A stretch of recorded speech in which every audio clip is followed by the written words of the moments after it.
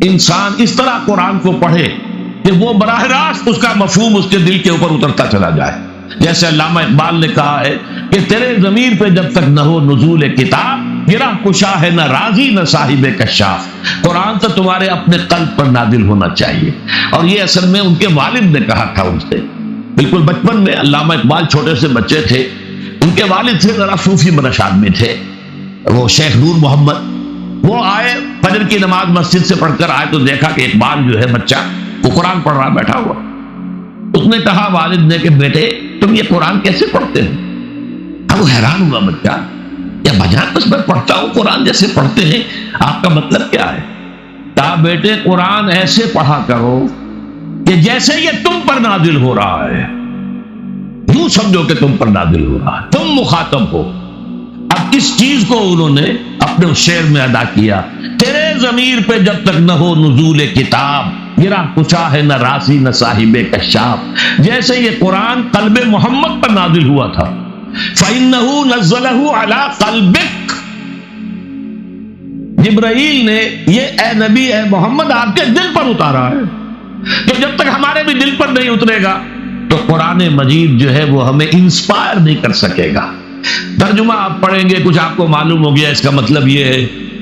تفسیر پڑھا، اچھا جی ٹھیک ہے فلاں مفسر نے یہ لکھا ہے، فلاں نے یہ لکھا ہے، یہ معلومات تو مل جائیں گی، لیکن وہ اندر سے جو موٹیویشن ہوتی ہے، اندر سے جو جذبہ ابھرتا ہے، اندر سے جو ایمان جو ہے چشمے کی طرح قلب کی گہرائیوں سے ابلتا ہے، وہ نہیں ہوگا. وہ اسی وقت ہوتا ہے کہ جب وہ انٹلیکچوئل آدمی جو ہے وہ کم سے کم اتنی تکلیف ضرور کرے کہ اتنی عربی سیکھ لے کہ عربی جو ہے قرآن مجید اس کے براہ راست قلب پر نازل ہو سکے. وہ ترجمہ نہ دیکھے. اب ایک آیت پڑھی پھر ترجمہ دیکھا، پھر دیکھا اس میں نمبر 11 لکھا ہوا ہے، حاشیہ میں جا کر دیکھا نمبر 11 یہاں ہے، وہ دیکھا، تسلسل تو ٹوٹ گیا. اب وہ بات نہیں رہی.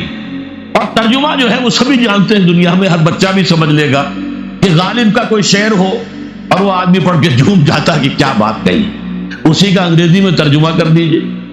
اب اس میں کچھ بھی نہیں، آپ نے مفہوم تو بیان کر دیا انگریزی میں، لیکن جو تاثیر ہے اس غالب کے شعر کی وہ انگریزی میں منتقل نہیں ہو سکتی. تو قرآن مجید کا کچھ نہ کچھ مفہوم تو ترجمے سے معلوم ہو جائے گا. قرآن کی تاثیر ترجمے سے نہیں حاصل ہو سکتی، تفسیر سے نہیں حاصل ہو سکتی.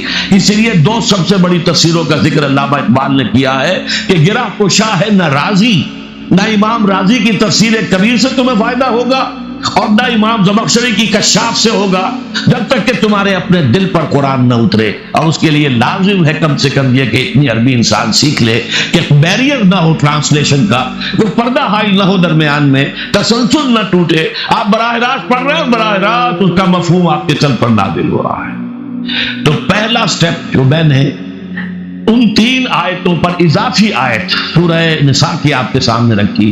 ہم میں سے ہر شخص کا پہلا کام یہ ہے کہ وہ یقین والا ایمان حاصل کرے.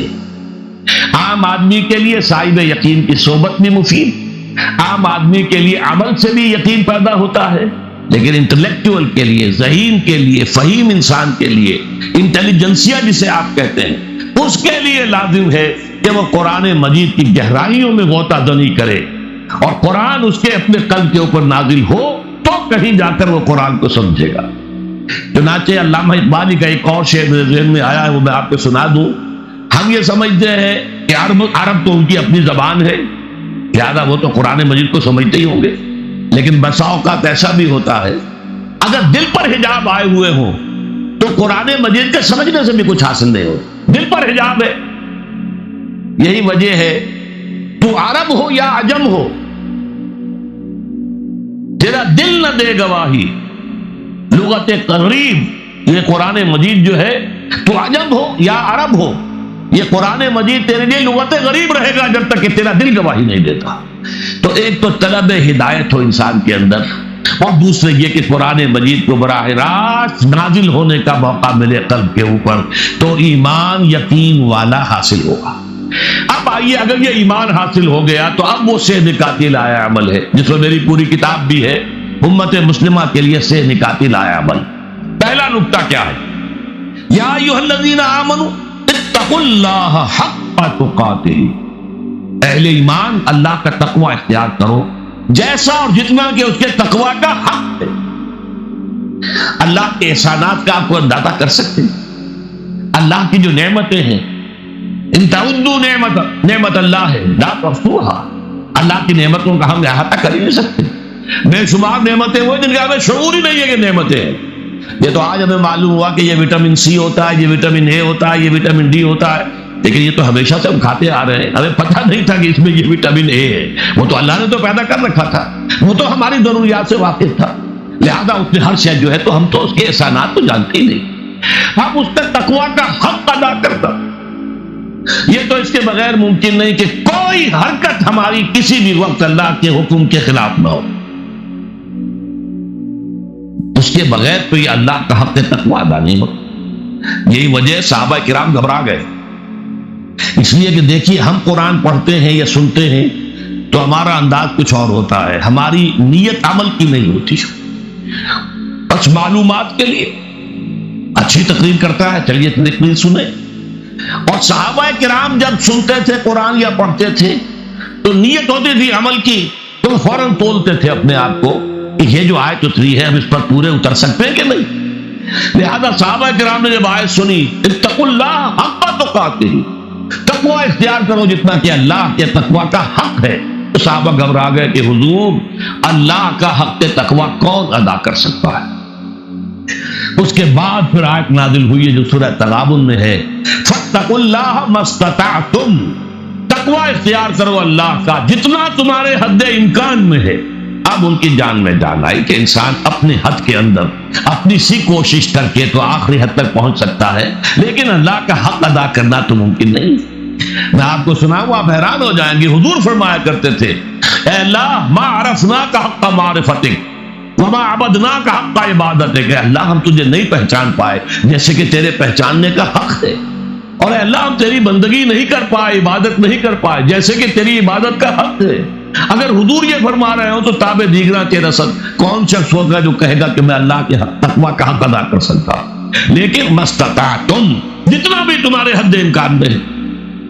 ابھی یہ آیت ختم نہیں ہوئی ہے، تقوی کی سب سے گاڑھی آیت ہے قرآن مجید کی، ابھی ختم نہیں ہوئی۔ دوسرا حصہ کیا ہے؟ وَلَا تَمُوتُنَّ إِلَّا وَأَنْتُمْ مُسْلِمُونَ، اور دیکھنا موت ہرگز نہ آئے تمہیں مگر فرما برداری کی حالت میں۔ کیا مطلب؟ فرض کیجئے کہ آپ کسی گناہ کے اندر ملوث ہیں، اسی لمحے موت آ گئی، کتنی بری موت ہوئی، کس حال میں اللہ کے ہاں پیشی ہو رہی ہے۔ ایک بہت بڑے شاعر تھے لکھنؤ کے، ان کو موت آئی، کیسے آئی؟ رات کے 2-3 بجے 2:30 بجے شراب خانے سے نکلے، شراب کے نشے میں لڑکھڑائے، گر گئے، ساتھ ہی جو گندا نالا بہ رہا تھا اس میں گر گئے، وہاں سے لاش برآمد ہوئی۔ یہ بھی موت ہے، کتنی بری موت۔ اور اس سے آگے بڑھیے، فرض کیجئے کوئی شخص بدکاری کر رہا ہے، زنا کر رہا ہے، اور اسی حالت میں اور جبرائیل آئے اور جان کھینچ لے، کیسی بری موت ہوئی، کس حال میں ہوئی؟ نافرمانی کی حالت میں ہوئی۔ حضور نے فرمایا کہ کوئی شخص جب گناہ کر رہا ہوتا ہے تو اس کے دل میں ایمان نہیں ہوتا، مسلمان تو وہ ہوتا ہے لیکن ایمان دل میں نہیں ہوتا۔ لا یزنی الزانی حین یزنی وہو مومن، کوئی زانی حالت ایمان میں زنا نہیں کر سکتا۔ ولا یسرق السارق حین یسرق وہو مومن، کوئی چور حالت ایمان میں چوری نہیں کر سکتا۔ ولا یشرب الخمر حین یشرب وہو مومن، کوئی شرابی حالت ایمان میں شراب نہیں پیتا۔ وہ ایمان کیا ہوا؟ ڈھیلے کا نام ہوا جو کہ ایمان بھی ہو پھر بھی گناہ ہو جائے، پھر ایمان کی کیا قدر و قیمت ہے؟ ڈھیلے کا بھی نہیں، ایمان نہیں ہوتا اس وقت، تبھی وہ گناہ کرتا ہے۔ البتہ توبہ کرتا ہے تو اس کے دل میں ایمان لوٹ آتا ہے، نہیں کرتا تو رخصت ہو جاتا۔ لہذا اب آپ سوچئے، ایک شخص طے کر لے کہ نہیں مروں گا مگر فرما برداری کی حالت میں، اور کچھ پتہ نہیں موت کب آ جائے، کیا پتہ یہاں سے نکل کر گھر تک جانا ہمارے نصیب میں ہے یا نہیں ہے، کیا پتہ کوئی ایکسیڈنٹ ہونے والا ہو اور ہماری لاش ہی جائے گھر یا کسی اسپتال میں جائے، کیا پتہ؟ چونکہ موت کا کچھ پتہ نہیں کب آ جائے، لہذا اس آیت پر عمل صرف اس وقت ممکن ہے جب کوئی لمحہ بھی معصیت میں نہ بسر ہو، تب یہ ہے کہ آپ کہہ سکتے ہیں کہ نہیں مروں گا مگر حالت فرما برداری میں۔ اس پر عمل کرنا کوئی آسان کام نہیں ہے، کوئی لمحہ میری زندگی کا گناہ میں نہ ہو اور معصیت میں بسر نہ ہو، مبادا ہے اسی لمحے موت آ جائے۔ وہ موت تو فرما برداری کی حالت کی موت تو نہ ہوئی، وہ موت پر قلبی ایمان والی موت کی تو نہیں ہوئی، اور وہ تو بڑی حسرتناک موت ہو جائے۔ بہرحال یہ پہلا قدم ہے اصل میں، اور یہ اس کی ضرورت اس لیے ہے کہ ویسے تو جذبہ تو پیدا ہوتا ہے سب میں ہی، اچھائی کا پرچار ہونا چاہیے، اچھائی کی دعوت ہونی چاہیے، نیکیوں کی تلقین ہونی چاہیے، برائیوں سے روکنا چاہیے، لیکن ہمارے یہاں اکثر معاملہ یہ ہو جاتا ہے کہ جو سورہ بقرہ ہی میں فرمایا گیا ہے اور یہود کے بارے میں، اَتَأْمُرُونَ النَّاسَ بِالْبِرِّ وَتَنْسَوْنَ أَنفُسَكُمْ وَأَنْتُمْ تَتْلُونَ الْكِتَابَ أَفَلَا تَعْقِلُونَ، کیا تم لوگوں کو نیکی کا حکم دیتے ہو اور اپنے آپ کو بھول جاتے ہو؟ حالانکہ تم کتاب پڑھتے ہو، تورات تمہارے پاس ہے۔ تو یہ نہ ہو کہ لوگوں کے لیے تو جو ہے دوسروں دیگنا راہ نصیحت اور خود راہ فصیحت، یہ نہیں، بلکہ یہ سب سے پہلے اپنے کردار کو پاک کرو اور صاف کرو، اپنے کردار میں سے معصیت کو، حرام کو نکال باہر کرو۔ اپنی معاشرت اور معیشت دو چیزیں ہیں سب سے اہم، ایک ہے آپ کی معاش کہاں سے کما رہے ہیں، اس میں کوئی حرام کا عنصر تو نہیں ہے، کوئی بینک سے رقم لے کر تو نہیں، آپ نے دکان بڑھا رکھی ہے، کاروبار اپنا پھیلا رکھا ہے، چمکا رکھا ہے، کارخانہ بنایا ہے، سود کے اوپر آپ نے قرض لیا ہوا ہے، بینک سے قرض لے کر آپ نے بلڈنگ بنا لی ہے۔ اگر یہ کام کیا تو آپ کی تو معیشت حرام کی ہو گئی، یا اور کوئی کام ہے، آپ غلط کام کر رہے ہیں۔ اب یہی جو منشیات کا دھندا ہے، کروڑوں اربوں کا معاملہ ہوتا ہے، جب کوئی پکڑی جاتی ہے تو آپ کہتے ہیں اتنے کروڑ کی ہیروئن پکڑی گئی، اتنے ارب ڈالر کی ہیروئن پکڑی گئی، ہوتا نہیں، یہ تو دنیا کا سب سے بڑا کاروبار ہے اس وقت، لیکن حرام کاروبار ہے، جو کھا رہے ہیں حرام کھا رہے ہیں۔ تو پہلی بات یہ ہے کہ جب تک کہ اشخاص اور افراد، اس لیے کہ امت جو ہے وہ بنتی ہے اشخاص سے مل کر، امت آسمان سے تو نہیں آتی، لوگ مل جل کر ایک جماعت بناتے ہیں، مل جل کر ایک امت بنتی ہے۔ تو اب اگر جیسے کہ ایک فصیل ہے بڑی اور وہ اینٹوں سے بنی ہوئی ہے، تو اینٹیں پختہ ہوں گی تو فصیل پختہ ہے، ایک تو اینٹیں پختہ ہونی چاہیے اور دوسرے سیمنٹ سبسٹنس جو لگا ہوا جوڑنے والا مسالہ، وہ مسالہ مضبوط ہونا چاہیے، تبھی وہ فصیل جو ہے وہ مضبوط ہوگی۔ تو پہلی کام کیا ہے کہ ہر اینٹ جو ہے وہ مضبوط ہو جائے۔ اللہ تعالیٰ نے فرمایا سورہ رعد میں، ان اللہ لا یغیر ما بقوم حتی یغیروا ما بانفسہم، کسی قوم کی حالت اللہ نہیں بدلتا جب تک کہ وہ اپنے اندر اپنے نفس کی حالت کو نہیں بدلیں گے۔ پہلے اندر اپنے آپ کو بدلو، پہلے حلال پر اکتفا کرو، حرام سے اجتناب کرو، گھروں میں شرعی پردہ نافذ کرو، شرعی پردہ، یہ رواجی پردہ نہیں، شرعی پردہ۔ پوچھئے علماء سے کس کس سے پردہ ہے، کس کس کے سامنے عورت آ سکتی ہے بغیر حجاب کے، کون ہے محرم، پوچھئے، اور چیزیں بھی پوچھتے یہ بھی پوچھئے نا ان سے، پھر اس پر عمل کیجئے۔